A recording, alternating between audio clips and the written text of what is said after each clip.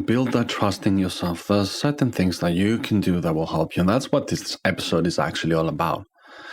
Part of the work is doing some of that inner work, that self-forgiveness, that self-love, of looking into some of your past experiences that you feel have created this reality of you lacking self-belief, and seeing how pointing the finger to other people is not really helpful, although they might have contributed to your life. I'm not discounting that.